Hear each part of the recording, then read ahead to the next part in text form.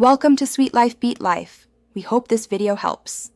You start by verifying hardware and choosing a switching method. This prevents surprises. Inspect the monitor and both CPUs for HDMI, DisplayPort, DVI, or VGA ports, and note resolutions and refresh rates. Once done, decide whether to use a KVM for keyboard/mouse sharing, a simple HDMI switch for display-only switching, or manual cable swapping if you prefer zero latency. Make sure you have any active adapters for display port to HDMI or DVI to display port, since passive adapters now physically connect components in the chosen layout and configure display settings.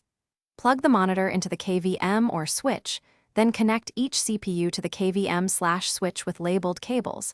Label A and B to avoid confusion. Power everything on, switch to one CPU, and set native resolution and refresh rate in that OS. Then switch to the other CPU and repeat.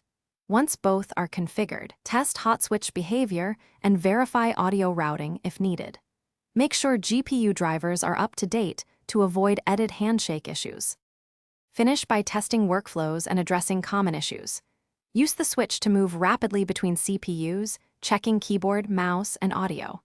If you get no signal on one CPU, switch to that input, power cycle the monitor and reboot the PC, then reset or replace any active adapters and update GPU drivers because edit or handshake problems are frequent. Once stable, secure cables, label everything, and enable any auto switch or input lock settings on the monitor to prevent accidental switching during critical work. Thanks for watching. Consider subscribing if we helped you.